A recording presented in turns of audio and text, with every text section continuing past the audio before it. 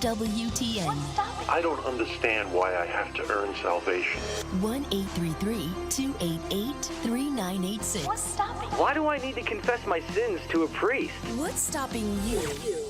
This is Called to Communion with Dr. David Anders on the EWTN Global Catholic Radio Network.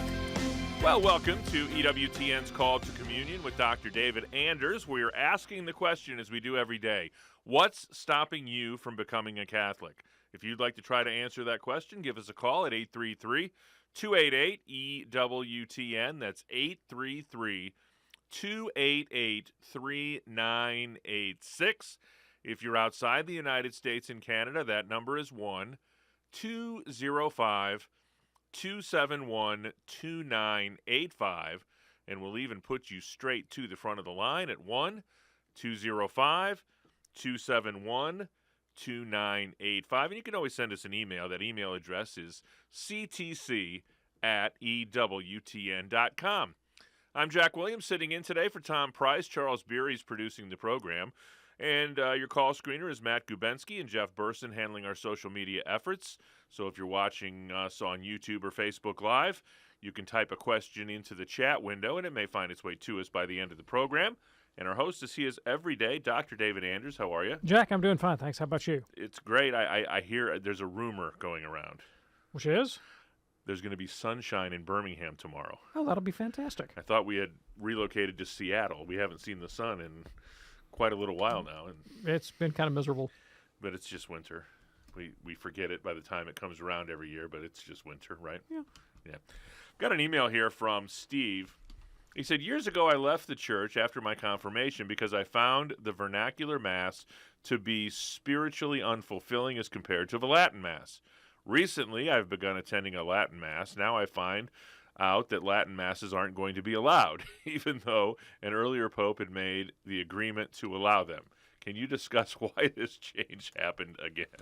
Yeah, sure. I can tell you the reasons that Pope Francis gave for this decision. And I understand that the Pope's explanations may not apply to your specific community. And I've heard that from a number of people, but this was what the Pope said. He felt that the Latin Mass or traditionalist movement in general across the Universal Church has oftentimes become an occasion for kind of sectarian spirit in the Church that would set itself in particular against the Holy Father and sometimes against the Second Vatican Council, and was an occasion even for specific acts of disobedience against bishops and so forth. Now, I know a lot of people who are big fans of the Latin Mass, and they say that does not describe me and it does not describe my community. And if that's the case, then those people are collateral damage, if you will, and that's a terrible tragedy that they would not be able to celebrate the Mass in a way that they find edifying. However, I will say that I have visited traditionalist communities, and I know people involved in the movement about whom the Pope's reservations are absolutely accurate, because I have encountered people from this community, from this movement, who would represent themselves as being in opposition to the Pope, to the Second Vatican Council, and to the Universal Church, and absolutely understand themselves to be a party or a sect apart, and the pure and the elect and the only people who have it right, and that kind of disposition, which, of course, is flat contrary to the demands of Christian charity, which at the end of the day are the only criterion ultimately valuable for the celebration of liturgy. This is what Paul tells us in 1 Corinthians, that the sin of the Corinthians was that they had entered into a kind of sectarianism in the celebration of the liturgy, and they wanted to make themselves a party apart. And he says, nope, everything has to be done in unity and charity. So if that describes your experience of the Latin Mass, then that criticism was meant for you. And if it doesn't describe your experience of the Latin Mass, then perhaps your community is collateral damage. Michelle writes in, what is the reason the New Testament writers used presbyter instead of priest? Recently, I was told that if these ministers were actually considered to be priests, the Greek word for priest, hieraios, would have been used. I'm clueless as to how to respond. Can you help?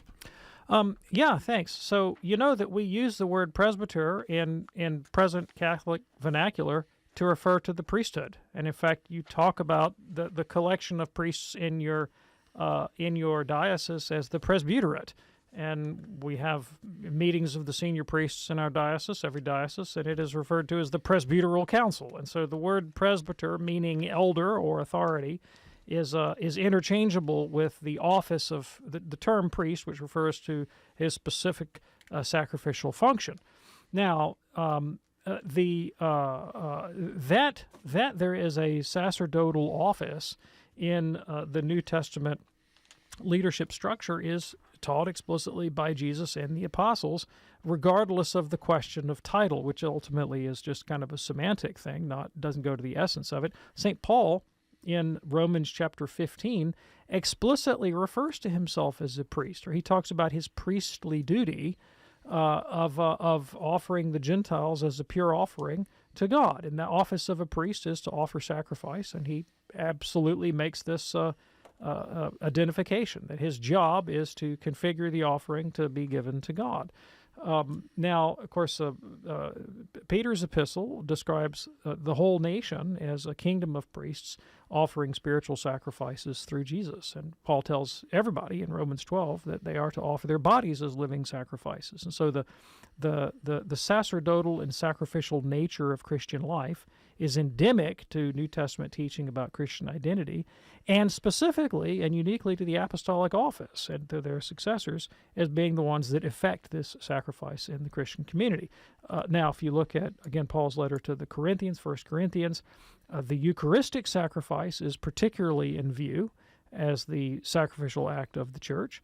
And when Christ instituted the Holy Supper on Holy Thursday, the command he gave to his apostles was, "Do this in memory of me." And if you look at the underlying Greek text there are strong sacrificial overtones. You might even be able to render it, "Offer this in my memorial." So Christ is one that instituted the priesthood, the sacrifice of the new law being the sacrifice of the Mass, which expresses and helps to constitute the sacrifice of our very selves, our very own priestly and sacerdotal act. 833-288-EWTN is our toll-free number. It's a free telephone call anywhere in North America. 833-288-3986. It's EWTN's Call to Communion with Dr. David Anders.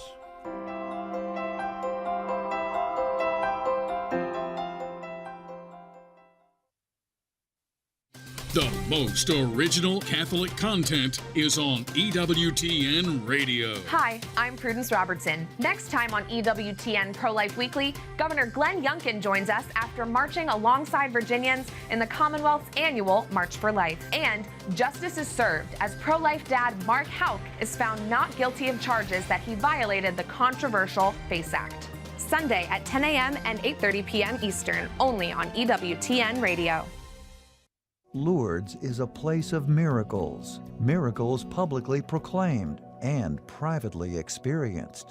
In Everyday Miracles of Lourdes, 20 extraordinary experiences along the way to the grotto, Marlene Watkins, host of the EWTN series My Lourdes Faith Journey, shares amazing true stories of lives changed after encountering the love of Jesus Christ through the Blessed Mother at the Sanctuary of Our Lady of Lourdes. Inexplicable, biblical-like healings of body, mind, and spirit, all revealing the awesome God of the Gospels is still our God today. Everyday Miracles of Lourdes, 20 extraordinary experiences along the way to the grotto by Marlene Watkins, the latest release from EWTN Publishing, now available at EWTNRC.com or call 1-800-854-6316.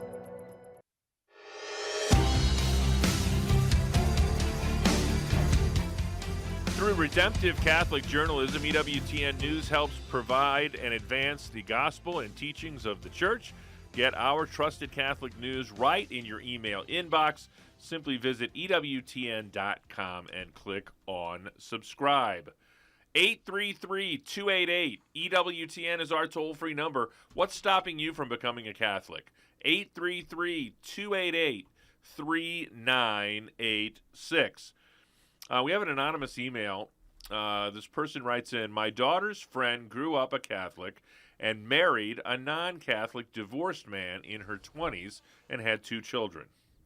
She is now in her 30s, divorced, and going to marry another divorced non-Catholic man with children. I'm Catholic, but my family is not, so is it wrong for me to attend this wedding even though I know it's wrong? Dr. Anders, what would you do? Yeah, thanks very much. So, the what would I do question is a bit tricky because I don't really know you or your family or the larger situation and the relationships involved. And so prudence, which always demands a knowledge of the particulars, is denied to me in this case. So here are some of the issues that you have to consider. A Catholic woman who is marrying a non-Catholic divorced man without an annulment, not in the Catholic Church, the Church would regard this as an invalid wedding, an invalid marriage, obviously. Now, if this woman is not practicing the Catholic faith, sounds like she's not, has no interest in the Catholic faith at all, I would weigh the question of how will my refusal to participate be understood? Will it be understood at all? And what kind of message am I sending, if any? And to whom? And so there's a question of, the people who are involved in the wedding directly, the bride and groom, so to speak. Also might be a question of maybe you have your own family or you have your own children and you try to have to set an example for them about the nature of marriage and so forth. So you have to weigh those. Now, in my personal judgment, depending on the relationship, I have to also consider if I refuse to attend, will I cut off any opportunity that I have for a relationship with this couple down the road? And would a relationship with them be an occasion for maybe helping them to have a more favorable view of Catholicism and maybe come back to the practice of the faith and ultimately to regularizing their marriages? Or would I simply confirm them by my tacit approval or my quiet approval, seemingly, quiet presence at the wedding, in these bad decisions? And these are prudential choices that you have to make based on the particulars of the relationship and the circumstance. I can think, I would admit to thinking of situations where I would be present at a wedding ceremony that was irregular from the Church's point of view, if I thought it was prudent to do so for the sake of maintaining a relationship in the hopes that I could bring someone to a deeper appreciation of the Catholic faith and maybe to regularization down the line. But that would be mitigated if doing so would cause scandal, say, to my own children, for example. 833-288 EWTN is our toll-free number, 833-288-3986. First up today is Betsy in Dearborn, Michigan, listening on Ave Maria Radio. Betsy, you're on with Dr. David Anders. Hi, Dr. Anders. So I am with Jacob in a tow truck who was raised Baptist. He's not religious. And I asked him, we put on your radio program. And so we're talking about faith and religion, and he has a question. Why did Jesus tell the woman at the well to sin no more? What did he mean by that? What did she take it to mean? He knew she was going to sin, so why did he say that to her? Oh, yeah, thanks. I really appreciate the question. So, see, the Catholic point of view is that with God's grace, it is possible not to sin. It's not inevitable that you won't sin, but neither is it inevitable that you will sin. And in the Sermon on the Mount, Jesus exhorts us to be perfect as your Father in heaven is perfect. And again, the Catholic belief is that moral perfection, a life without sin, is actually possible with grace. Now, I didn't say it was easy. And in fact, there's a whole branch of Catholic spirituality, Catholic mysticism we call it, which is about the gradual transformation of the human person, psychology, interior life, affectivity, like totally changing my interior disposition so that it becomes easier and easier to live a life of virtue and harder to sin. And the Catholic faith has very specific practices and disciplines to help inculcate this life of holiness. But, we have these examples. We have these exemplars in Catholic life. We call them saints. Saints are people who live the Catholic faith so heroically, so virtuously, so charitably, that by the time they died, they actually had eliminated sin from their lives. Now, many times Baptists will hear this, or some non-Catholic hears this, and they say, that's absolutely impossible. Nobody could live without sin. But part of what motivates that response, I think, is a misunderstanding of what sin is, all right? And here's the nature of the misunderstanding. We will never be able to eliminate all of our immoderate desires. I often say on the show, I have an immoderate desire for pecan pie. I grew up in the South. My great aunt had a pecan tree in her front yard, and every holiday it was pecan pies all day long, and I can remember many a happy day in my childhood and adolescence when I made myself sick on pecan pie and ice cream. I could really just let myself go with pecan pie. And if you put one in front of me today, I would really genuinely enjoy that, right? And I'll never get rid of that disposition.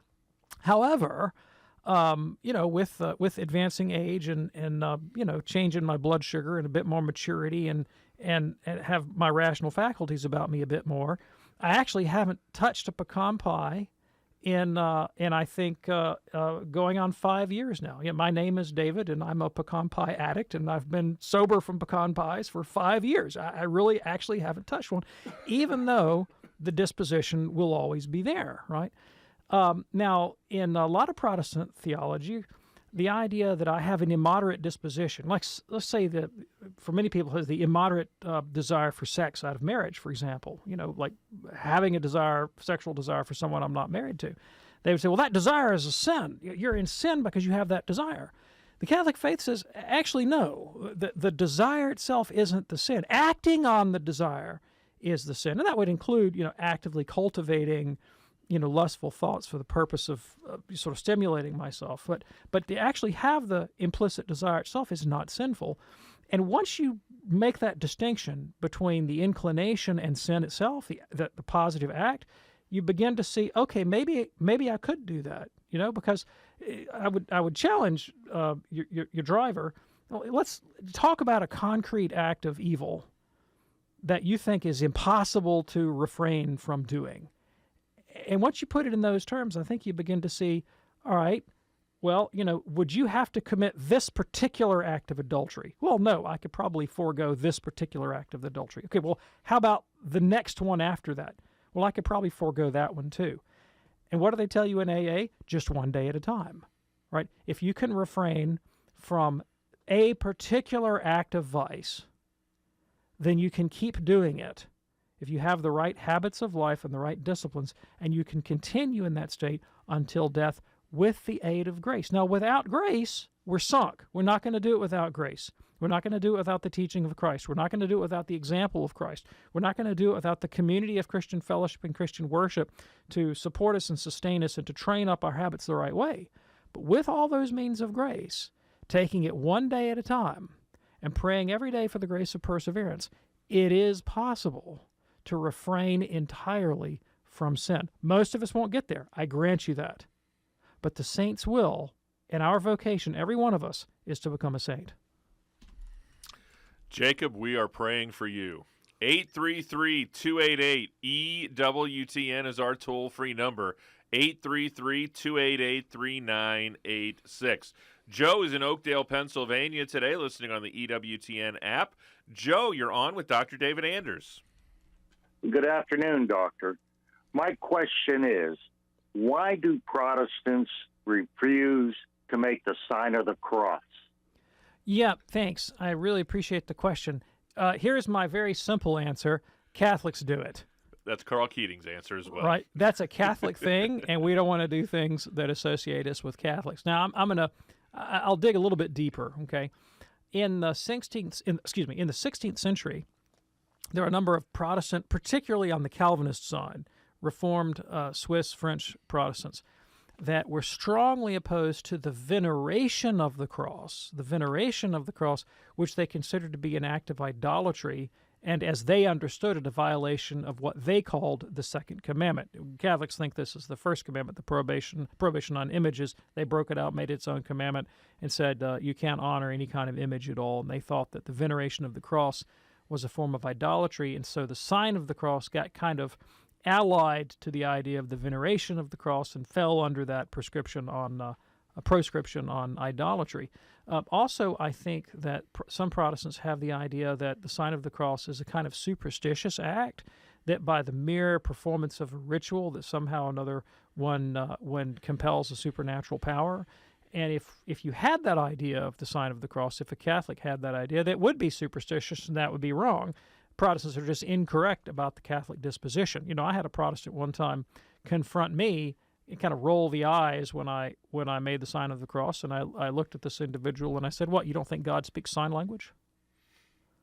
I mean, the sign of the cross is simply an invocation of the Blessed Trinity. That's all it is. In the name of the Father, and the Son, and the Holy Spirit. I'm committing myself, consecrating myself to the Blessed Trinity, seeking the Lord's presence in my life. Jesus says, "Whoever loves me and obeys my commandments, the Father and I will come to him, make our dwelling within him." Well, I can't think of anything, any gesture more indicative of that desire than to literally cross my breast with the sign of Jesus, of his crucifixion, as an invocation to the Blessed Trinity to come and make their dwelling within me.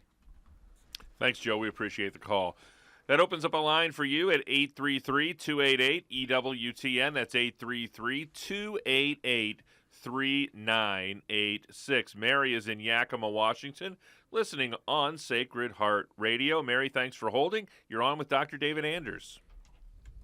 Thank you very much. My question is, what is the Vatican stance regarding refusing the Holy Eucharist to men in power, men or women in power that support pro-life? And additionally, I was wondering if you could explain the letter from the Vatican to the bishops that was dated May the 7th. Yeah, thanks. I appreciate the question. So I'm not going to be able to give an extensive commentary on the May 7th letter. I could if I had time to review it ahead of the call, but I hadn't read it in a while, and so it's not fresh in my memory. So I have to speak very impressionistically here. So the Church's teaching is now and has always been that a person who is in a condition of grave sin cannot safely receive Holy Communion. First of all, it's they are at risk of committing a sacrilegious communion, which does them absolutely no good. It doesn't advance them in the life of charity, doesn't advance them in grace. It could actually deepen their state of alienation from God, and so it's dangerous to perform a sacrilegious communion. It's also dangerous to the common good of the Church because of the probability of scandal. If somebody goes forward and receives communion when they're in a publicly scandalous state of life, then their neighbor is likely to look at them and say, "Oh, well, this must be okay for me to receive communion like that." And so that's it does harm to the communicant, and it does harm to the common good of the society of the Catholic Church. So for that reason, without sacramental confession, no one, whether they're a politician or otherwise, should receive Holy Communion if they are in either the state of mortal sin or in some kind of grave public scandal. Now, when it comes to politicians specifically, the Church has a very long history of censuring politicians for scandalous behavior, all right? I mean, going back to the 4th century, we've been doing this. And has a lot of experience with what are the ramifications of doing that. And any bishop that censures a politician or a public person has to contend with two different dynamics. One of them, again, is that issue of scandal, right? If this person comes forward to Holy Communion and I don't make a fuss about it, then is everybody going to tacitly believe that that this behavior is okay? So that's a big issue. That's why some bishops have explicitly said, hey, if you're a politician and you take stands publicly, they're flat contrary to the public teaching of the Catholic Church, do not present yourself from Holy Communion. But there is an opposite danger as well, and prudence demands that you consider this, and that is, what if everybody in the room considers the bishop's action simply from the point of view of partisan politics? And so, and it's portrayed that way. It's construed that way by the media. So rather than getting at the underlying moral question, what is actually being communicated through the media and misunderstood in the act is, the bishop is just a player in a political game, and he's a partisan person. And that is a different kind of scandal, right? Because the church doesn't teach that you have to be a member of a particular political party in order to belong to the Catholic faith. And so I know that Pope Francis is concerned about that. He's concerned about the misunderstanding of the discipline and it being allied to political ideology. And so any bishop has to kind of weigh the pros and cons there when he makes his disciplinary decisions. 833-288. EWTN is our toll-free number. A couple of open lines and plenty of time for your calls at 833-288-3986. It's EWTN's Call to Communion with Dr. David Anders.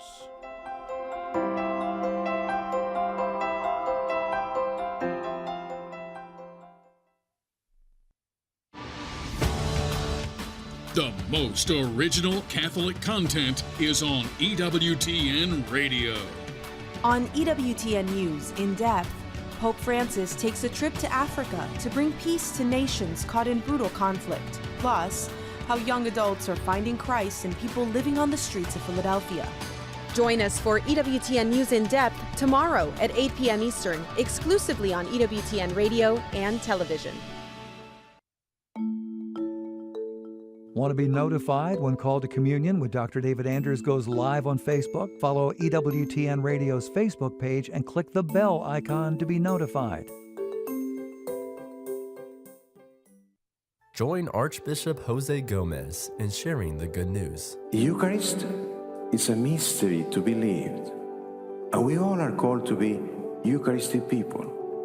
We are called to live from the graces we receive in the Eucharist, and to make our lives something beautiful that we offer to God.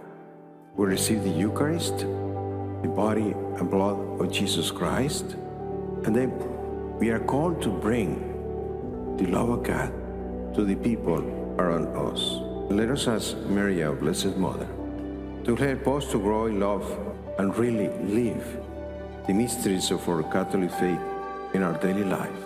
Let us ask her to instill in us a hunger of receiving Jesus in the Eucharist and bringing him to the people of our time. Visit lacatholics.org to find ways to connect with our faith community in the Archdiocese of Los Angeles. Want to share your love for the real presence of Jesus in the Eucharist? Join us tomorrow on Take Two with Jerry and Debbie On most of these EWTN stations. Now back to Call to Communion with Dr. David Anders.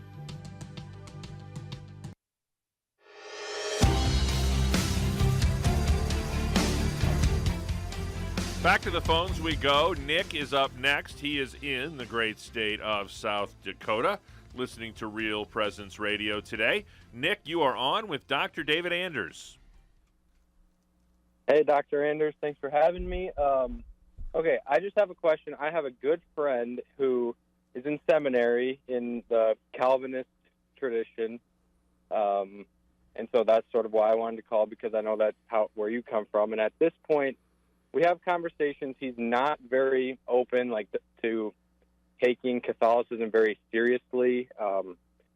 So I know you don't know a lot about him, but just since that's your background, what would you think is a good place to start? At least just to, that's sort of my question. Yeah, sure, absolutely. I can give you a lot of resources. For me personally, what started the ball rolling towards the Catholic faith was a reconsideration of the doctrine of justification by faith alone. And that came through a couple of sources. One was my exposure to a whole school of modern biblical scholarship that this was by Protestants, I should add, Protestant biblical scholarship, that concluded that Martin Luther and the Reformed tradition had radically misunderstood St. Paul. And some of the luminaries of this school of scholarship would be N.T. Wright, former Bishop of Durham, Anglican theologian who is not a Catholic, in fact, no friend of Catholicism, but he repudiates the traditional Reformed and Lutheran understanding of justification. And Wright's book, Justification, is in fact a response to the Reformed Baptist pastor John Piper, who had written a criticism of Wright about justification, and Wright's defense of his position is in that aforementioned book, Justification by N.T. Wright. Krister Stendahl, Lutheran biblical scholar, now deceased, from Harvard University, has a book entitled Paul Among Jews and Gentiles. That was a watershed moment in my study of the writings of St. Paul, radically changed my approach to the subject, and ultimately led me to Catholicism. Another one, slightly more recent title, this I think by a Catholic, I'm not sure if he's Catholic, Matthew J. Thomas's book, Paul's Works of the Law in the Second Century Apostolic Fathers, which is a study of how the very earliest Christians in the second century understood and received the letters of St. Paul and what they thought he was talking about. Another book would be Alistair McGrath, again, an Anglican, not a Catholic. His 2-volume History of Justification, Justitia Dei, in which he acknowledges that Luther's understanding of justification was a complete theological novelty, something Luther made up out of whole cloth that had no precedent whatsoever at all in Christian tradition. T.F. Torrance, a famous Neo-Orthodox theologian, wrote a dissertation on the doctrine of grace in the Apostolic Fathers, again concluded that Luther's doctrine was an innovation. Adolf von Harnack, probably the most famous Protestant historian of dogma, early part of the 20th century, his History of Doctrine, comes to the same conclusion.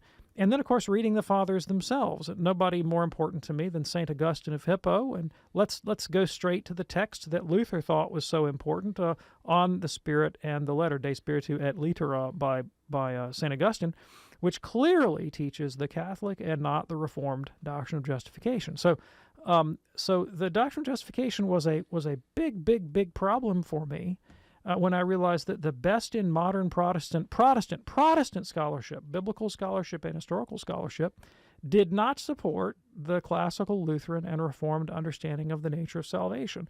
Then when I looked to the writing of the Fathers themselves, I came to the conclusion that the father most important to the Reformers, namely Augustine of Hippo himself, held the Catholic and not the Reformed understanding of the nature of salvation. So I really couldn't hold the Calvinist doctrine of justification and maintain my fidelity to the Bible or to any claim to continuity with Christian antiquity. So that was a pretty big problem for me. Here's another problem for me. Another big problem for me was the writing of John Calvin himself. Right, John Calvin, who is the progenitor of the Reformed tradition, major theologian of the Reformed tradition. Now, why do I say that?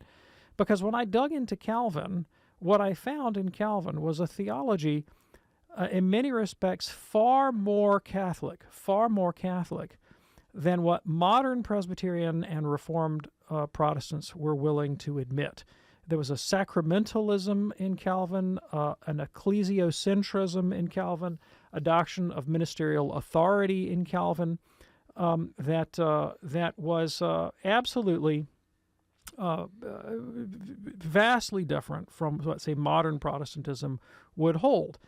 Calvin, for example, strongly believed in the doctrine of Christ's real presence in the Eucharist, although he had a different way of formulating it from Catholics. He clearly believed that Christ was substantially present in the Eucharist. He uses that language of a true and substantial presence. And not only did he believe that doctrine, but he believed that it was a matter essential to salvation. And so I think in about 1541, Calvin wrote a little treatise called the Little Treatise on the Lord's Supper, Traité sur la Sainte Seine, and in which he made the claim that knowledge of the doctrine of the Eucharist, including the real presence, was so necessary for salvation. Tant nécessaire au salut, he wrote. Well, that was a shock to me, because I grew up Presbyterian and yet never heard the idea that the belief in the real presence or the substantial presence of Christ in the Eucharist was a matter necessary for salvation, yet Calvin clearly believed that. Calvin believed that baptism was an occasion, not a universal cause, but clearly an occasion for the regeneration of the elect unto salvation. Again, not a doctrine that I grew up with, this sacramentalism. Calvin's understanding of ministerial authority, that to be excommunicated by the church from its visible society would consign one to outer darkness and to potentially deprive one of grace and salvation. Not something that I grew up with. So here are some resources to further explore Calvin's own ecclesiology and how, even though he wasn't Catholic, I realized that he was unwilling to jettison some of the core Catholic ideas that Protestantism had since walked away from. You might take a look at my little article, How John Calvin Made Me a Catholic. You can find that at the Call to Communion website. You might also look at my article, Have You Been Born Again? Catholic Reflections on a Protestant Doctrine, or an article I wrote on Calvinist authority and soteriology called Tradition One and Sola Fide. You might also look at, if you have the stomach for it, you could take a look at my doctoral dissertation on Calvin. It's entitled Prophets from the Ranks of Shepherds, John Calvin's Critique of Popular Religion. So those are some resources for you to get started with, and those are some of the ideas that were transformative for me. Still time for your calls at 833-288-EWTN. That's 833-288-3986. Noel is a first-time caller. Noel, is a first-time caller in Houston, Texas, listening on Guadalupe Radio. Noel, you're on with David Anders. Yes, hello. It's Noel. You had it right the first time. But I had a question now. Why do Catholics believe that only Catholics will make it to heaven? Nope. Catholics do not believe this. That is not what we believe. How's that for you? That's straight to the point. Yeah, we don't believe that. What do Catholics actually believe? Let me tell you what we believe. So, to get to heaven, you have to die with God's grace and love in your heart. That's how you get there. You die with God's grace and love in your heart. Now, we believe that the Catholic faith, the Catholic Church, the Catholic sacraments, the teaching of the Catholic faith, is the most manifest and efficacious way of getting God's grace and love into your heart.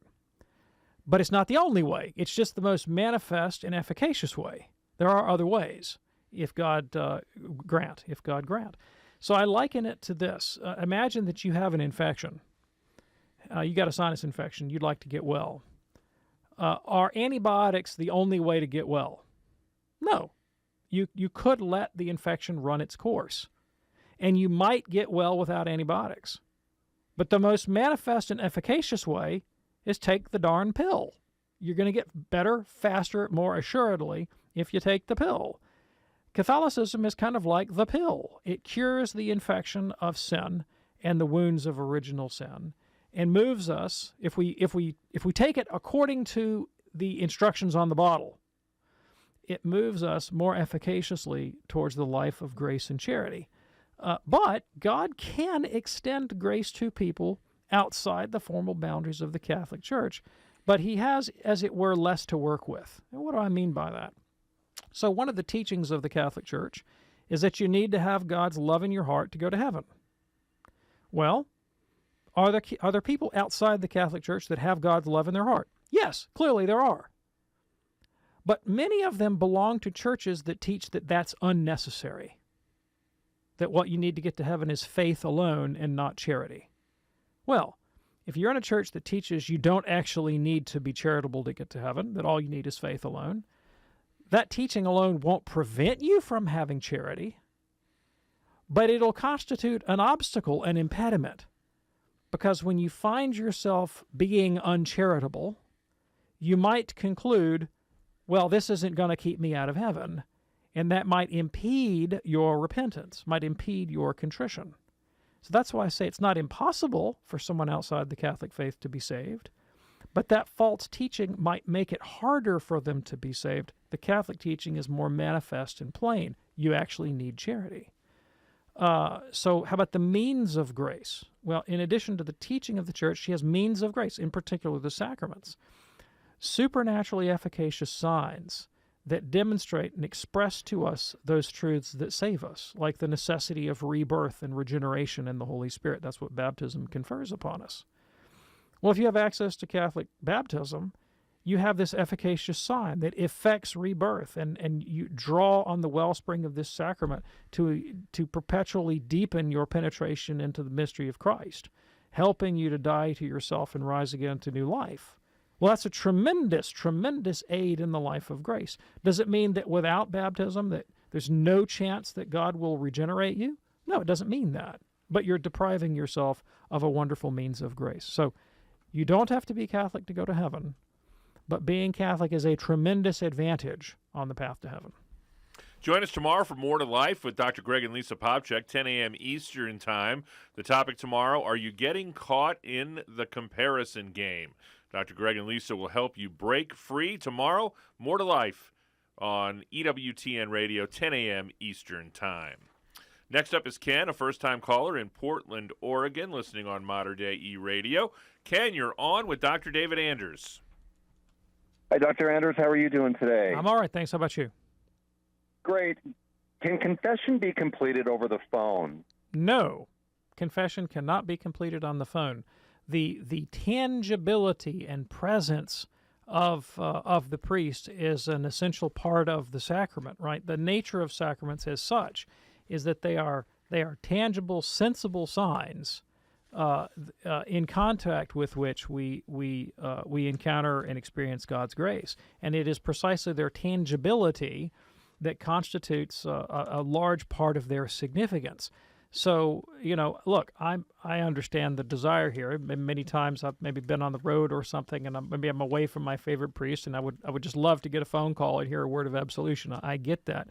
But when I actually go into the confessional and I'm physically present to a priest, and physical presence is a powerful emotional moment in the life of a human being, right? I mean, few of us would say, well, I wonder if I could just go out with my friends virtually tonight. Or maybe my wife and I could have a virtual date. No, we want to be in physical proximity to those that we love. There's a meaning there that transcends mere language or affirmation. And the same thing is true of the sacrament. 833-288-EWTN is our toll-free number. Next up is Jim. He is in Columbus, Ohio, listening on St. Gabriel Radio. Jim, you are on with Dr. David Anders. Yeah, thank you. Dr. Anders, I had a question, and I think I'm explaining it the way I told the screener. You talked about receiving communion in the state of grace. And my question was, okay, I happen to be watching the old movie called Judgment at Nuremberg, and the trial guy, the judge, was bothered by whether or not the German people knew that the Holocaust was going on. And so fast forward to now, some of the bishops have said some people know that the abortions are going on and they've accepted it. And are they responsible for the 52 million abortions or whatever? So that's kind of my question. Compared to Germany, if you know that those fetuses are being eliminated, are the people responsible that accept it, or is it just the person that has the abortion and the person performing the abortion? Yeah, thanks. I really appreciate the question. So the Catholic Church has a fairly nuanced understanding of cooperation with sin, right? And there are some ways in which we can cooperate with sin for which we are culpable and we're guilty of the sin. There are other ways that we can cooperate in which maybe our culpability is mitigated or lessened down to the vanishing point. Let me explain some of these distinctions. So there's a kind of cooperation, the Church calls this formal cooperation. Formal cooperation is when you intend the evil act. However you cooperate formally, whatever the means of your cooperation, if it's formal cooperation, if you're trying to bring about the evil act, then you are definitely guilty of the sin. So could I think, for example, of a Catholic person, a Catholic lay person, a Catholic bishop, a Catholic priest, who could be formally guilty of the sin of abortion by silence, right? So in other words, let's say you had a bishop who said, look, I might be able to stand in the gap here and prevent this abortion or these abortions, but I actually secretly want there to be abortions, and I want this to be the case, and so I by my silence am going to try to further the frequency of abortion. Well, a bishop that took that stance, yes, would be guilty of the sin of abortion because he'd be formally cooperating with it. But let's look at a different situation. Let's look at a situation of a bishop who says, all right, abortion is a terrible thing. I really don't want there to be abortion, but I'm a coward. And so I'm afraid to stand up and say something because I might lose my position, or I might go to jail, or I might lose my popularity, or this big donor who was going to donate to my favorite cause is going to pull back. And so out of cowardice, I'm not going to say something.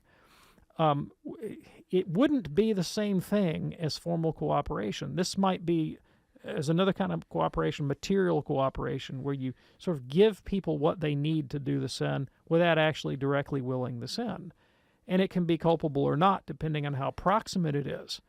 And so in this case, at least the bishop would be guilty of cowardice. That would be, maybe lesser degree than murder, be cowardice. And maybe by his actions was actually creating a material condition that could facilitate abortion, for which he would be more or less guilty depending on his proximity and how necessary his silence was to the performance of the act. Jim is watching us on YouTube. He says, can you explain the quote-unquote born-again statement I hear evangelical Christians use a lot, but not necessarily by Catholics? Absolutely. So Catholics should all be talking about being born again all the time, because our Lord Jesus tells us that this is necessary for entrance into the kingdom of heaven. Unless a man is born again, he cannot enter into the kingdom of heaven. John chapter 3. Now, the standard Catholic view on this is that our regeneration occurs in baptism, and that seed of eternal life begun, which is God's grace in our heart, then can grow over the course of a whole life, continually transforming us more and more into the likeness and image of God until we finally attain to glory with Him. So it begins in sacred baptism, but it's a lifelong process of being transformed ultimately into the person of Jesus, and that's necessary for salvation. That's not exactly what Protestants mean by it. In the way evangelicals usually use the word, they are typically referring to a momentary conversion, a crisis moment of conversion, in which a person makes a conscious decision to follow Christ and to invite Jesus into his heart. So rather than really signifying the sacrament of baptism, the seed of which continues throughout life, they typically have in mind a singular moment of psychological conversion when one makes the decision to follow Jesus. And typically, while they do think there is an interior change that takes place, that also is the occasion for God imputing Christ's righteousness, so that God ends up saving the individual for Christ's sake through faith alone, and not through this interior transformation of the moral life. Karina is watching us on Facebook Live. She asks, why does my Protestant friend think all sins are the same? For instance, equal in weight? Yeah, I appreciate the question. It's because Protestants reject the idea of merit, right? So it's really central to Protestant understanding of salvation that we're saved by faith alone, and not by the transformation of our moral life. So simply for the sake of Christ, God counts us as if we are righteous, even though we remain objectively sinful. That's the Protestant point of view. All you've got to do is believe in Christ, invite Him into your life, and then your salvation is guaranteed. So the idea that that there could be sort of degrees of justification doesn't make any sense to a Protestant. Either God acquits you or He doesn't, right? Whereas on the Catholic view of things, there absolutely are degrees of penetration into the mystery of Christ in the life of grace and charity. One man can have more grace than another. Concrete, specific acts that we perform can, in fact, merit specific rewards from Jesus. He says if you fast in secret, if you pray in secret, if you get alms in secret, our Father who sees you in secret will reward you. There are concrete, specific things you can do that can advance you in the life of grace and salvation. But if that's the case, then there are degrees of glory, and there are degrees of merit and demerit, and that's the thing the Protestant can't abide. 833-288-EWTN is our toll-free number. Might be able to squeeze one more call in at 833-288-3986. Shelley writes in, Dr. Anders, my NAB Bible does not seem to attribute the letter of James to one of the apostles named James. It suggests a third James, usually called brother of the Lord. However, I thought the apostle James was referred to as brother of the Lord. Can you help clear this up for me? Yeah, so there's James, who is the disciple, one of the 12. Then there's James, who is the brother of the Lord, who was not one of the 12. Now they're both apostles and they're both named James, but one was in the company of the disciples and one was not. So that is part of the confusion. So there you go. John's watching us on YouTube. Why did God allow Abraham to commit adultery and impregnate Hagar when God was going to give Abraham and his son Isaac? Right. So first of all, you can ask the same question about why does God permit any sin? Why does God permit me to eat that third piece of pecan pie, for example, and commit the sin of gluttony? God always permits sin because he intends to bring out of sin a greater good. Now, in this particular instance, what is the greater good that God brings out of Abraham's infidelity? Well, according to St. Paul, the business with Hagar and Sarah functions as an allegory for life according to the flesh and according to the Spirit. And the story of the people of Israel, the call of Abraham, the redemption of the people of God from slavery, all of that is a kind of is an allegory, a typology, pointing us to the reality of transformation of life in Jesus. And you can read about this in Paul's letter to the Galatians. Katie's watching on YouTube, wants to know if corporate sin is classified as mortal or venial. By corporate, are we talking about like the sin of a collective? Well, I would imagine. Is that what I mean? Is that I would tend to think he's thinking about societal ills. Sure. Well, if you're talking about social sins, they could be mortal or venial depending on their gravity and the other conditions of a mortal sin. So, if I, for example, let's say I'm complicit in chattel slavery, for example, right? I go out and I foment human trafficking in a way that brings about, grave indignity to the individual, and I do this with impunity, and I participate in that, and that could be mortally sinful in my case. And finally, Gretchen wants to know if it's a sin to not go to church every Sunday, and what about feast days? It's a sin not to go to church on Sundays unless you have some legitimate excuse, like illness, for example, or perhaps you have to travel for work in a way that makes it absolutely impossible for you to go. I mean, there are mitigating circumstances, but all things being equal, we're obligated to attend Mass on Sundays and holy days of obligation. Well, there you have it. We've done it once again here on EWTN's Call to Communion. We invite you every time, Monday through Friday, at 2 o'clock Eastern Time, to answer that question for us. What's stopping you from becoming a Catholic? On behalf of our host, Dr. David Anders, our producer, Charles Beery, our call screener, Matt Gubensky, and our social media maven, Mr. Jeff Burson. I'm Jack Williams, once again sitting in for Tom Price. Thanks so much for tuning in. Until we get together next time, God bless.